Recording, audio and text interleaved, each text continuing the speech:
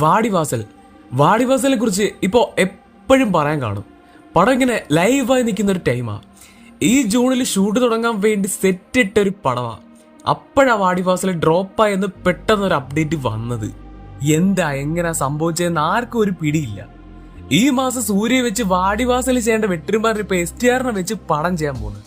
അപ്പോ എല്ലാരും ഓൾമോസ്റ്റ് ഒരു കാര്യം അങ്ങ് ഉറപ്പിച്ച്, ഈ പടനെ നടക്കാനൊന്നും പോകുന്നില്ല. ഞാൻ അന്നും പറഞ്ഞൊരു കാര്യം ഇതങ്ങനെ മുടങ്ങത്തൊന്നുമില്ല. കുറെ കാലം ഇതിങ്ങനെ കൊണ്ടുപോകും. ഇപ്പൊ താണ്ട് വീണ്ടും അണഞ്ഞു കിടന്ന തീ പോലിരുന്ന വാടിവാസൽ വീണ്ടും കത്തിക്കുന്ന ഒരു അപ്ഡേറ്റ് ഡയറക്ടർ വെട്ടിമാരൻ തന്നെ തന്ന്. വാടിവാസൽ ഡ്രോപ്പ് ആക്കിയതല്ല, ഡിലേ ആയതാണ്. അതിനുള്ള കാരണവും പുള്ളി ഇപ്പോ പറഞ്ഞിട്ടുണ്ട്. ഈ കഴിഞ്ഞ പ്രീ പ്രൊഡക്ഷൻ സ്റ്റേജിൽ വാടിവാസൽ എഴുത്ത് കഴിഞ്ഞിട്ടില്ല. കാരണം വാടിവാസൽ ഒരു വലിയൊരു നോവലാ. അതിനെ ഒരു 3.5 മണിക്കൂർ പടമാക്കി ചുരുക്കി അതിന്റെ സീക്വൻഷ്യൽ ഓർഡർ എഴുതി സ്ക്രീൻ പ്ലേ ആക്കുന്നത് അത്ര എളുപ്പമല്ല. വാടിവാസലിന്റെ ഈ പ്രീ പ്രൊഡക്ഷൻ പ്രോസസ്സ് കംപ്ലീറ്റ് ആവാത്തതാണ് വാടിവാസൽ ഡിലേ ആയതിന്റെ ഒരു കാരണം. രണ്ടാമത്തെ കാരണം, വാടിവാസൽ ഷൂട്ട് ചെയ്യാൻ ടെക്നിക്കലി ഇച്ചിരി പാടുള്ള പടമാണ്. കാരണം വെട്ടിമാരൻ ഈ പടം കുറെയൊക്കെ റിയലിസ്റ്റിക് ആയിട്ട് ഷൂട്ട് ചെയ്യാനാണ് പ്ലാൻ ചെയ്യുന്നത്. അപ്പോ ഈ ജെല്ലിക്കെട്ട് റിയൽ ആയി ഷൂട്ട് ചെയ്യുമ്പോൾ അതിൽ അഭിനയിക്കുന്നവരുടെ സേഫ്റ്റി, ആനിമൽസിന്റെ സേഫ്റ്റി, അങ്ങനെ സേഫ് ആയിട്ടുള്ള ഒരു ടെക്നിക്കൽ പ്ലാൻ ഇതുവരെ സെറ്റ് ആയിട്ടില്ല. തോന്നിയ പോലെ എടുത്ത് ആർക്കെങ്കിലും എന്തെങ്കിലുമൊക്കെ പറ്റിയാൽ തീർന്നു. പക്ഷെ ഈ കാലത്ത് ഇങ്ങനെ ഒരു പടം ചെയ്യാൻ ബുദ്ധിമുട്ടെന്ന് പറയുന്നത് ഒരു പോരായ്മയാണ്. അപ്പോ വാടിവാസൽ ഈ ടെക്നിക്കൽ പരമായ പരിപാടികളുടെ പരിമിതികൾ കാരണമാണ് വാടിവാസൽ വീണ്ടും മാറ്റിയത്. കറക്റ്റായ സമയത്തെല്ലാം ഒത്തുവരുമ്പോ വാടിവാസൽ എന്തെങ്കിലും ചെയ്യുമെന്നാണ് വെട്ടിമാരൻ പറയുന്നത്. പിന്നെ ഇവിടെ മറ്റൊരു സംഭവം എന്തെന്ന് വെച്ചാൽ, വാടിവാസൽ ഡിലേ ആക്കാമെന്ന ഒരു പോയിന്റിൽ നിന്ന് അതേ ദിവസം STR നേരിട്ട് പോയി ഒരു കഥ പറഞ്ഞ് 4-5 മണിക്കൂറിനുള്ളിൽ ഓക്കെ ആയി ഒറ്റ ദിവസം കൊണ്ട് പടം ഓണായി ഇപ്പൊ ഷൂട്ടും തുടങ്ങാൻ പോകുന്നു. വടച്ചെന്നൈയുടെ വേൾഡിൽ വരുന്ന ഒരു സ്റ്റാൻഡേർഡ് സിനിമയാണ് വെട്ടിമാരൻ ഡയറക്ട് ചെയ്യുന്ന STR49. എന്നിട്ട് അതിനുശേഷം വടച്ചെന്നൈ 2-ഉം ഇതെല്ലാം കഴിഞ്ഞിട്ട് ഇനി വാടിവാസലുള്ളൂ. ഇതാണ് അവസ്ഥ. 8 കൊല്ലം കാത്തിരുന്ന് ഷൂട്ട് ചെയ്യുന്ന പടം ഡിലേ ആവുന്നു, പ്ലാനിലില്ലായിരുന്ന പടം ആ ഗ്യാപ്പിൽ ഓണാവുന്നു. ഇതൊക്കെയാണ് ടൈം. കറുപ്പ്, നടുപ്പിൻ നായകൻ സൂര്യയുടേതായി അടുത്തതായി വരാനിരിക്കുന്ന മാസ് കമേഴ്ഷ്യൽ സിനിമയാണ് കറുപ്പ്. ഒക്ടോബറിലാണ് പടത്തിന്റെ റിലീസ് പ്ലാൻ ചെയ്യുന്നത്. ഇപ്പോ ഈ പടത്തിന്റെ ഭാഗത്ത് നിന്ന് ഒരു അപ്ഡേറ്റ് എത്തിയിട്ടുണ്ട്. അത് പടത്തിന്റെ റിലീസിന്റെ ഭാഗത്ത് നിന്നാണ്. പടത്തിന്റെ റിലീസ് ഇനിയും കൺഫേം ആയിട്ടില്ല. കാരണം പടത്തിന്റെ OTT റൈറ്റ്സ് ഇപ്പോഴും പെൻഡിങ്ങിലാണ്. ബിസിനസ് ഇങ്ങനെ നടന്നുകൊണ്ടിരിക്കുക. പടത്തിന്റെ OTT ബിസിനസിനെ ആശ്രയിച്ചിരിക്കും റിലീസ് ഡേറ്റ് ലോക്ക് ചെയ്യുന്നത്. ചെറിയൊരു പടമാണെങ്കിലും വലിയൊരു OTT ഡിജിറ്റൽ ആസ്കിംഗ് പ്രൈസ് ആണ് പടത്തിൻ്റെത്. അതും ആൾമോസ്റ്റ് ഫൈനലൈസ്ഡ് ആയിട്ടുണ്ട്. ഇപ്പോ OTTയുടെ ഫൈനൽ കൺഫർമേഷന് വേണ്ടി വെയിറ്റിംഗിലാണ്. എന്നിട്ട് റിലീസ് ലോക്ക് ചെയ്യൂ. അപ്പോ ജൂലൈ 23 സൂര്യയുടെ ബർത്ത്ഡേക്ക് കറുപ്പ് സിനിമയുടെ ടീസറിലൂടെ പടത്തിന്റെ റിലീസ് ഡേറ്റും ഒഫീഷ്യലായി അനൗൺസ് ചെയ്യും. ചെറിയൊരു സർപ്രൈസ് എന്താന്ന് വെച്ചാ, ദീപാവലി റിലീസ്.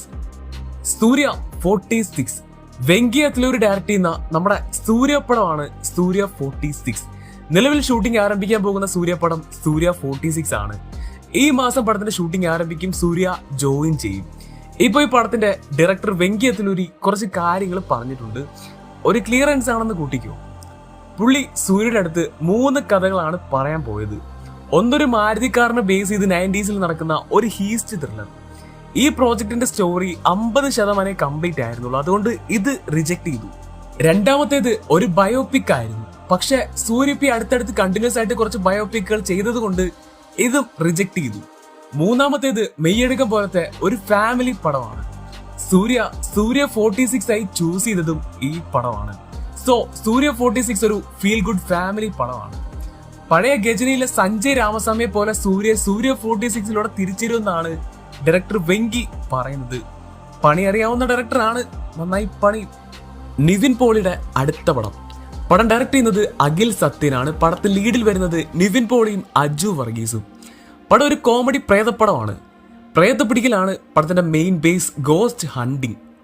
പടത്തിന്റെ ടൈറ്റിൽ ഇപ്പോ പുറത്തു വന്നിട്ടുണ്ട്, സർവം മായ. അപ്പൊ ഈ ഹൊറർ കോമഡി പടം ക്രിസ്മസ് റിലീസായിട്ട് ഡിസംബറിലെത്തും.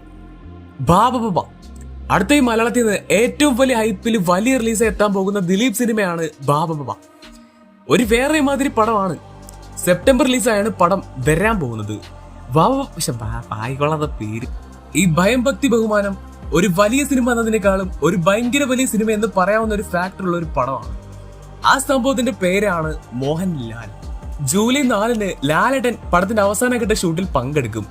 അന്ന് തന്നെ ജൂലൈ 4 പടത്തിന്റെ ഭാഗത്ത് നിന്ന് ഒരു അപ്ഡേറ്റ് ഉണ്ട്. ആ അപ്ഡേറ്റ് ഒരു ടീസറാണ്. ഈ ജൂലൈ 4 ബാബാ സിനിമയുടെ ഒരു ടീസർ ഇറക്കി വിടും. ഒപ്പം ലാലേട്ടൻ റെഫറൻസ് ഉണ്ടായിരിക്കുമെന്നാണ് അറിയാൻ സാധിക്കുന്നത്. അങ്ങ് ചാർജ് ആവും. അടുത്ത അപ്ഡേറ്റ് സിനിമ കഫേയുടെ ഭാഗത്തുനിന്നാ. നമ്മുടെ ചാനലിന്റെ പുതിയ ഫേസ്ബുക്ക് പേജിന്റെ ലിങ്ക് ഞാൻ കമന്റിൽ പിൻ ചെയ്തിട്ടുണ്ട്, ഒന്ന് ഫോളോ ചെയ്തിട്ടേക്കണേ. ജനനായകൻ ദളപതിയുടെ ജനനായകൻ സിനിമയുടെ ഭാഗത്ത് നിന്ന് ഒരു അപ്ഡേറ്റ് എത്തിയിട്ടുണ്ട്. ഈ അപ്ഡേറ്റ് പടത്തിന്റെ സോങ്സിന്റെ ഭാഗത്ത് നിന്നാ. ഇങ്ങനെ ഒരു അപ്ഡേറ്റ് എല്ലാ വിജയ് സിനിമയുടെ ബിഗിനിങ് സ്റ്റേജിൽ വരുന്ന ഒരു അപ്ഡേറ്റാ. ഇതിൽ റിപ്പീറ്റ്, പക്ഷെ ഇതിൽ ഏറെക്കുറെ സത്യമാണ്. പതിവ് പോലെ ജനനായകനിലും ദളപതി പാടിയിട്ടുണ്ട്. സോങ്ങിന്റെ പേര് വൺ ലാസ്റ്റ് ഡാൻസ് അഥവാ ദളപതി കച്ചേരി.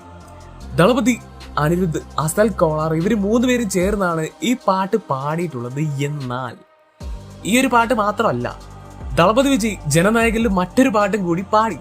ഞാൻ ആണയിട്ടാൽ അത് നടന്നു വിട്ടാൻ. ഈ പാട്ട് ദളപതിയുടെ വോയിസിൽ ജനനായകനിൽ റീ റെക്കോർഡ് ചെയ്തിട്ടുണ്ട്. അത് മാത്രമല്ല, MGRന്റെ ഈ സോങ് അതേപോലെ ജനനായകനിലും റീമേക്ക് ചെയ്ത് വെച്ചിട്ടുണ്ടെന്നാണ് അറിയാൻ സാധിക്കുന്നത്.